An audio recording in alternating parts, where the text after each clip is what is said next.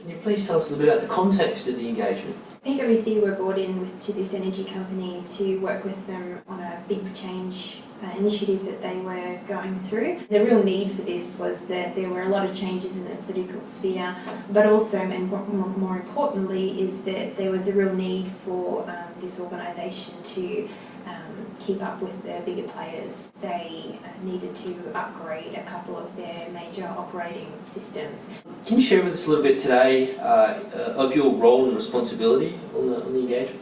My role in the program was as the Senior Communications Lead, and that primarily involved creating and implementing the communication strategy for the overarching change program, and that primarily meant working with the leadership team, the change program, to ensure that we had a single communication strategy that everyone was working towards. What about the approach you adopted in communicating transformation? What we found when we started working with them is that their tone of voice really didn't suit their personality.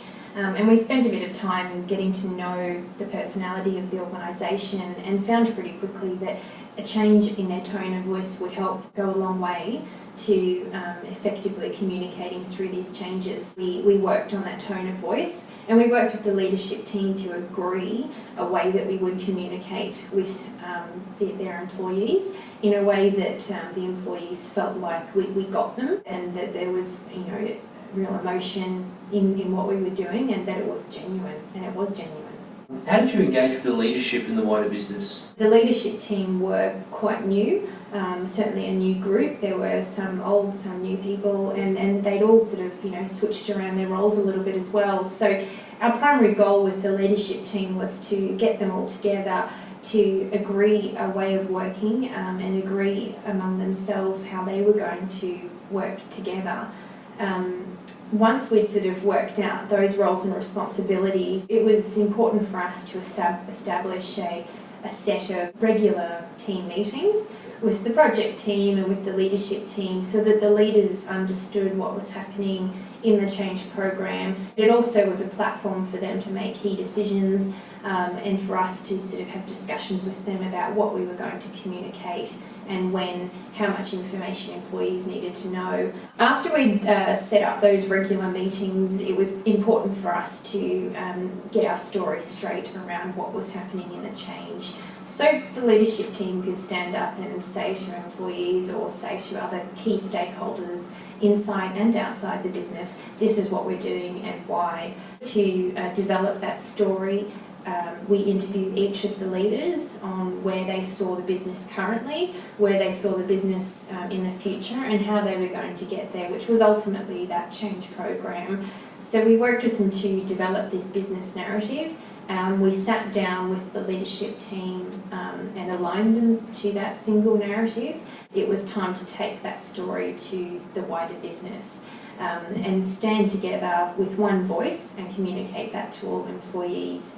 And to do that, we took the story on a roadshow to each of the 4 key sites in Queensland, and the whole leadership team went out and spoke to the employees, and that was a really great opportunity for employees to see a united leadership team, to hear what was going on in the business, and more importantly, to be able to openly ask questions and get an honest face-to-face answer. Did you face any challenges, and if so, what were they? The biggest challenges that we faced in this change program was time, and the changes were happening very quickly. This is an organisation that has never gone through anything like this before. In the past 20 years, there'd been very few changes. Employees who'd been there for quite a while, they were going to have to learn how to use new systems. So for us in the communication team, the biggest challenge was to make sure that employees felt supported, that they felt involved, and they felt that they were going to be competent and capable to use these new systems moving forward. The other challenges that we faced is rumours popping up, miscommunication. In such a big change with so many people doing so many different things, sometimes it's difficult to keep a radar on everything. But we were able to get around a lot of those challenges by having our regular team meetings and making sure that if there was any discourse in the organisation, that we picked up on that really quickly. What were the key outcomes that were achieved? So having a baseline measure at the beginning of the program was really important. It not only allowed us to understand what employees wanted to know more about, it allowed us to know if we were communicating too much or not enough. It allowed us to go back to the client to say, this is working, this isn't working, this is what we're going to do to make things better. We found after going and doing these roadshows that people felt like they understood significantly greater what the changes meant and what role they had to play in the changes. Just finally, Georgia, as you know, we're talking today to QT MBA students. Is there any insights or advice you could share with them today? My number one piece of advice for the MBA students is when it comes to communicating, we communicate every day and it does come very naturally to all of us.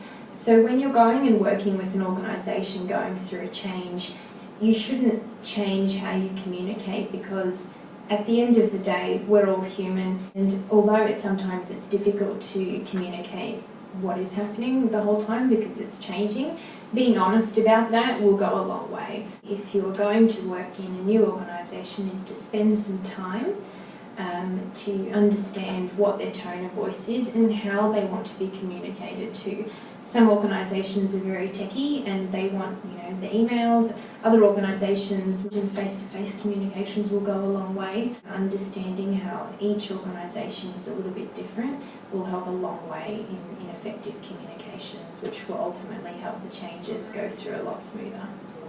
Georgia, thank you very much for coming in today. Thank you.